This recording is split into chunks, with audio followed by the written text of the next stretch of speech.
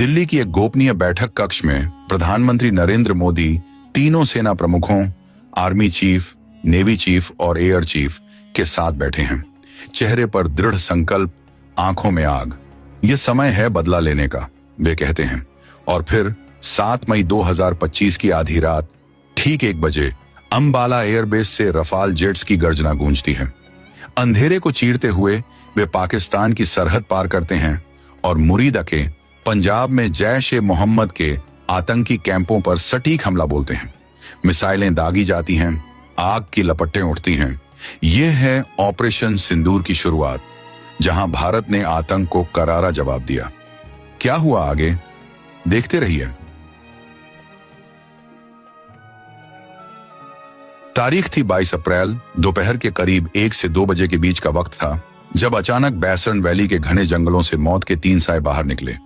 ये आतंकवादी थे जो पाकिस्तान के आतंकी संगठन लश्कर-ए-तैयबा की एक शाखा द रेजिस्टेंस फ्रंट यानी TRF के लिए काम करते थे।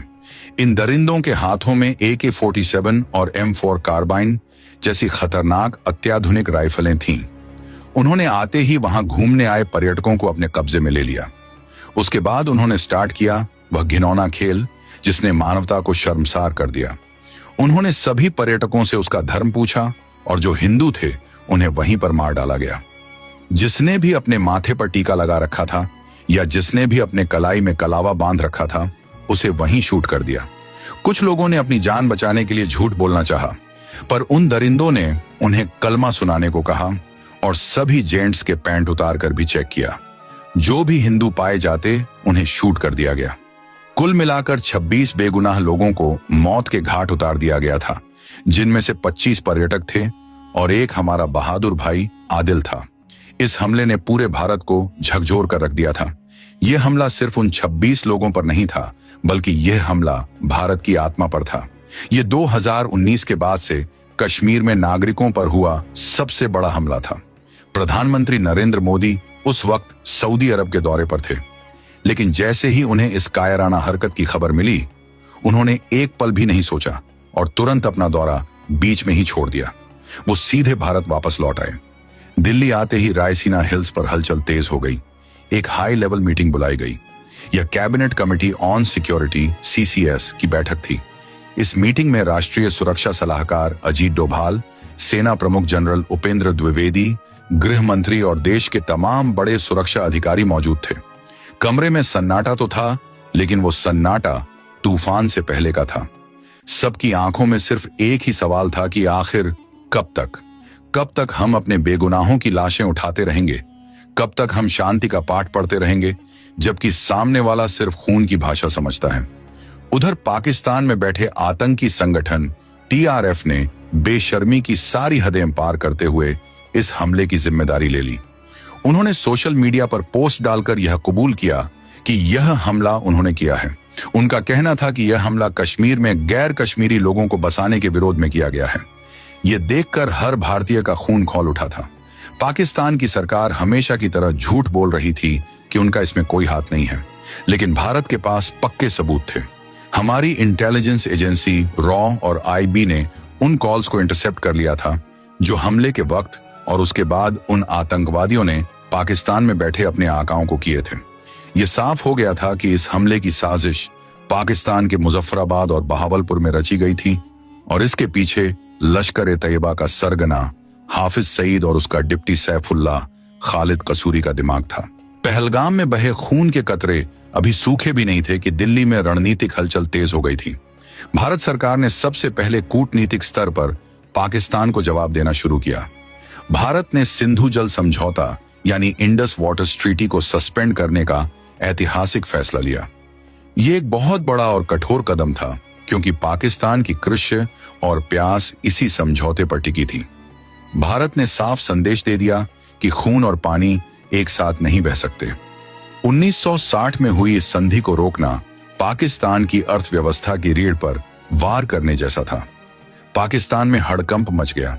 वहां के नेताओं को समझ नहीं आ रहा था कि अब क्या करें। पाकिस्तान ने धमकी दी कि वो अंतर्राष्ट्रीय कोर्ट में जाएगा, लेकिन भारत अब सुनने के मूड में नहीं था। लेकिन यह तो सिर्फ शुरुआत थी। असली खेल तो अभी बाकी था। भारतीय सेना को खुली छूट दे दी गई थी। सेना प्रमुख जनरल उपेंद्र द्विवेदी ने अपने कमांडरों के साथ मिलकर एक ऐसा प्लान बनाया जो न सिर्फ पाकिस्तान को दर्द देगा बल्कि उसकी रूह कंपा देगा। इस प्लान का नाम रखा गया ऑपरेशन सिंदूर। आप सोच रहे होंगे कि इस ऑपरेशन का नाम ऑपरेशन सिंदूर ही क्यों रखा गया। इसके पीछे एक बहुत ही भावुक और दिल को छू लेने वाली वजह थी। पहलगाम हमले में जिन महिलाओं ने अपने पतियों को खोया था, जैसे शुभम द्विवेदी की पत्नी या लेफ्टिनेंट विनय नरवाल की पत्नी, उनका सुहाग उजड़ गया था, उनका सिंदूर मिट गया था। यह ऑपरेशन उन्हीं सुहागों का बदला लेने के लिए था। यह ऑपरेशन उन आंसुओं का हिसाब मांगने के लिए था जो उन विधवाओं की आंखों से बहे थे। प्रधानमंत्री मोदी जब गुजरात के कच्छ दौरे पर गए थे तो वहां की महिलाओं ने उन्हें सिंदूर का पौधा भेंट किया था और यहीं से इस नाम की प्रेरणा मिली। इस नाम में ही इतनी आग थी कि हर सैनिक के दिल में ज्वाला धधक रही थी। सेना ने अपनी तैयारी शुरू कर दी। ऑपरेशन सिंदूर को अंजाम देने के लिए बहुत ही गोपनीय तरीके से काम किया गया। दक्षिण भारत के तंजावुर एयरबेस पर तैनात 222 स्क्वाड्रन, जिसे टाइगर शार्क्स के नाम से जाना जाता है, उसे एक्टिवेट किया गया। यह squadron Sukhoi 30 MKI fighter jets उड़ाता था, लेकिन ये आम सुखोई नहीं थे। इन्हें खास तौर पर ब्रह्मोस मिसाइल ले जाने के लिए मॉडिफाई किया गया था। ब्रह्मोस दुनिया की सबसे खतरनाक सुपरसोनिक क्रूज मिसाइल है, जिसकी रफ्तार आवाज से 3 गुना ज्यादा है और जिससे बचना किसी भी एयर डिफेंस सिस्टम के लिए लगभग नामुमकिन है। पाकिस्तान को लगा था कि अगर हमला होगा तो उत्तर भारत के एयरबेस से होगा, जैसे अंबाला या हलवारा से। उनकी नजरें वहीं टिकी थीं, लेकिन भारत ने अपनी चाल बदल दी थी। इस बार हमला वहां से होना था जहां से दुश्मन सोच भी नहीं सकता था, और वो भी उन हथियारों से जिनकी काट दुश्मन के पास थी ही नहीं। मई का महीना शुरू हो चुका था। सरहद पर तनाव इतना ज्यादा था कि एक चिंगारी भी युद्ध भड़का सकती थी। पाकिस्तान ने अपनी फौज को बॉर्डर पर लगा दिया था। उनके रडार 24 घंटे आसमान को घूर रहे थे, लेकिन भारतीय सेना की खामोशी उन्हें और भी ज्यादा डरा रही थी। कहते हैं ना कि शेर जब शिकार करने वाला होता है तो वो एकदम शांत हो जाता है। ठीक वैसा ही हाल भारतीय सेना का था। 7 मई की तारीख नजदीक आ रही थी। खुफिया जानकारी के मुताबिक पाकिस्तान के बहावलपुर और मुरीदके में आतंकी ट्रेनिंग कैंप्स में हलचल बढ़ गई थी। उन्हें लग रहा था कि अब इतना वक्त बीत गया है तो शायद भारत हमला नहीं करेगा। यही उनकी सबसे बड़ी भूल थी। 7 मई की रात का अंधेरा गहरा होता जा रहा था। घड़ी की सुइयां धीरे धीरे आगे बढ़ रही थी। भारत के अलग अलग एयरबेसों पर एक अजीब सी हलचल थी, लेकिन सब कुछ बहुत ही शांत और अनुशासित था। पायलट अपने जी सूट्स पहनकर तैयार थे। तकनीशियन आखिरी बार जेट्स की जांच कर रहे थे। तंजावुर से सुखोई 30 MKI ने उड़ान भरी। इसके साथ ही ग्वालियर और अंबाला से मिराज 2000 और राफेल जैसे घातक विमान भी आसमान में गरजने के लिए तैयार थे। यह कोई आम रात नहीं थी, यह न्याय की रात थी। ऑपरेशन सिंदूर का मकसद साफ था, आतंकवाद के उन 9 ठिकानों को नेस्तनाबूद करना जहां से भारत के खिलाफ जहर घोला जाता था। रात के ठीक 1:45 हो रहे थे जब भारतीय वायुसेना के विमानों ने अपनी पोजीशन ली। इस बार हमने लाइन ऑफ कंट्रोल ही नहीं बल्कि इंटरनेशनल बॉर्डर को भी पार करने की रणनीति बनाई थी, लेकिन ब्रह्मोस जैसी स्टैंड ऑफ मिसाइलों की वजह से हमें दुश्मन के बहुत अंदर जाने की भी जरूरत नहीं थी। हम अपनी सीमा के करीब रहकर भी उनके दिल में खंजर उतार सकते थे। जैसे ही भारतीय विमान रडार पर आए, पाकिस्तान के एयर डिफेंस सिस्टम के सायरन बजने लगे, लेकिन जब तक वो कुछ समझ पाते तब तक बहुत देर हो चुकी थी। सुखोई विमानों से ब्रह्मोस मिसाइलें फायर की गईं। इन मिसाइलों ने पलक झपकते ही अपना सफर तय किया और सीधे अपने निशाने पर जा लगीं। बहावलपुर में स्थित सुभान अल्लाह मस्जिद, जो असल में जैश ए मोहम्मद का हेडक्वार्टर था और जहां सुसाइड बॉम्बर्स को तैयार किया जाता था, एक ही झटके में मलबे के ढेर में तब्दील हो गया। वहां सो रहे दर्जनों आतंकवादी और उनके ट्रेनर्स अपनी ही आग में जलकर खाक हो गए। मुरीदके में लश्कर ए तैयबा के मरकज पर भी आसमान से मौत बरसी।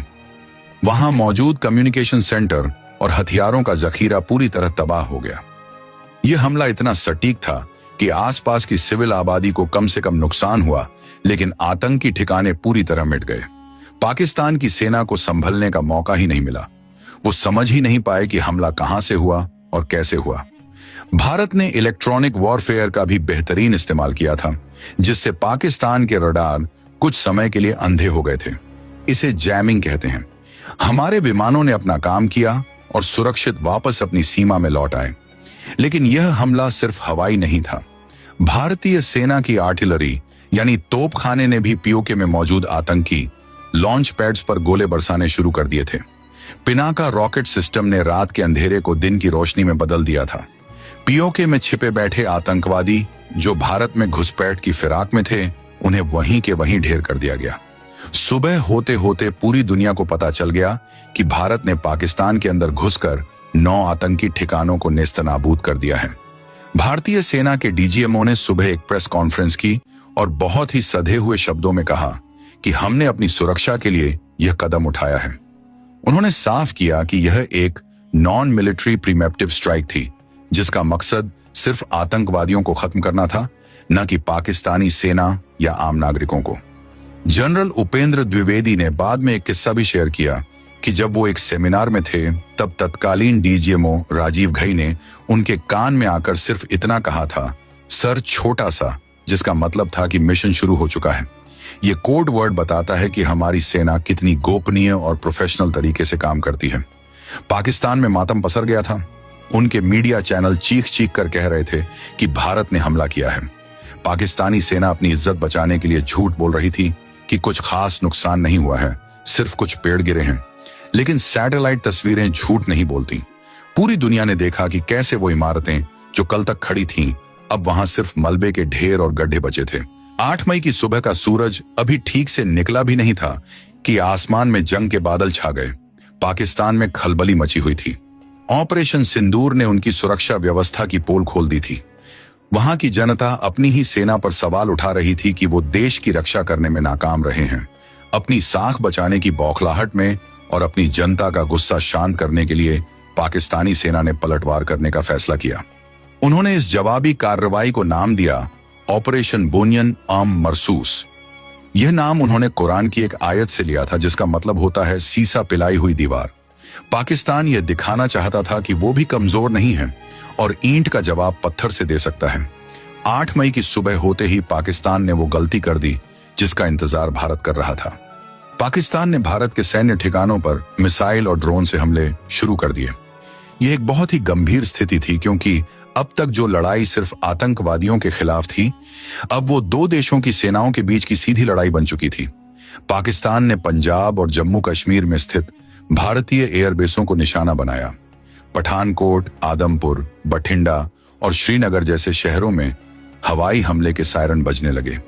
लोग अपने घरों में दुबक गए। आसमान में धुएं के गुब्बार दिखाई देने लगे। पाकिस्तान ने दावा किया कि उसने भारत के कई ठिकानों को तबाह कर दिया है, जिनमें ऊधमपुर और पठानकोट एयरबेस शामिल हैं।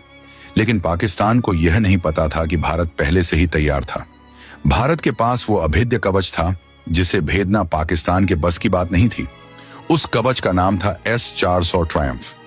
जैसे ही पाकिस्तानी मिसाइलों और ड्रोन्स ने भारतीय सीमा में प्रवेश किया, आदमपुर और अन्य रणनीतिक ठिकानों पर तैनात S-400 सिस्टम के रडार ने उन्हें सैकड़ों किलोमीटर दूर ही पकड़ लिया।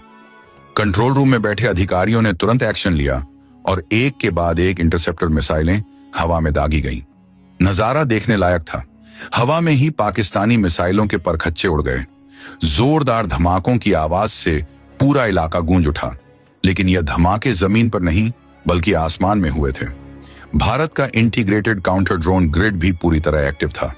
जो छोटे ड्रोन रडार की पकड़ से बच सकते थे, उन्हें एंटी ड्रोन गन्स और लेजर सिस्टम से जलाकर राख कर दिया गया। पाकिस्तानी सेना ने अपने मीडिया के जरिए दावा किया कि उन्होंने भारत को भारी नुकसान पहुंचाया है और S-400 सिस्टम को भी निशाना बनाया है।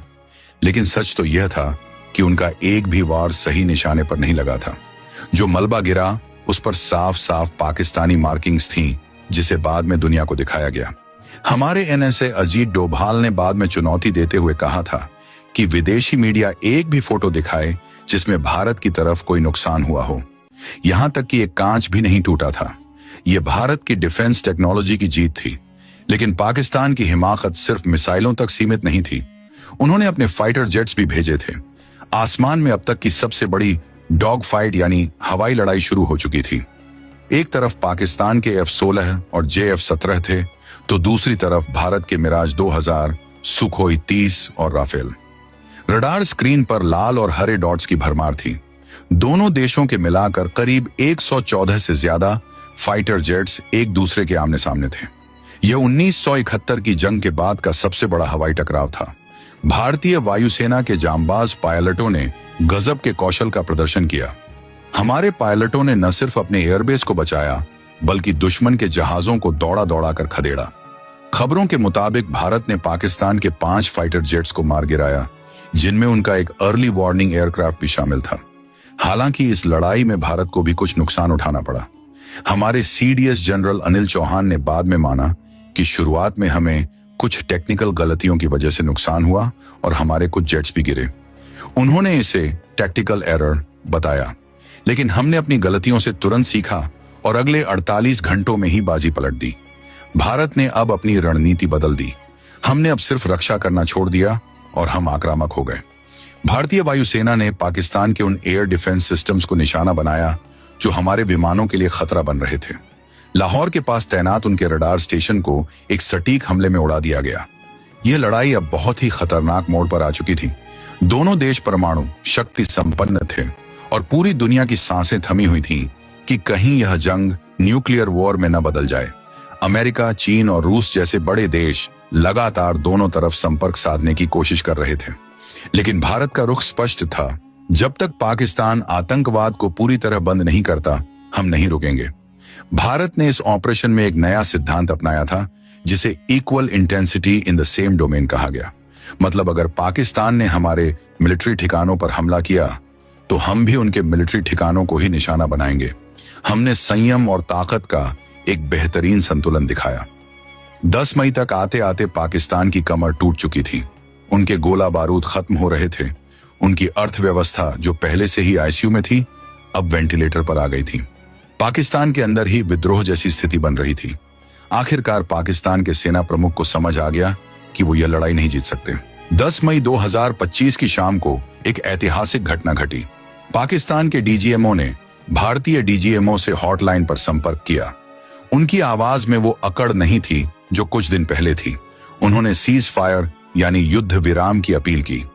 भारत ने अपनी शर्तों पर इसे स्वीकार किया, क्योंकि हमारा मकसद युद्ध करना नहीं, बल्कि आतंकवाद को खत्म करना था।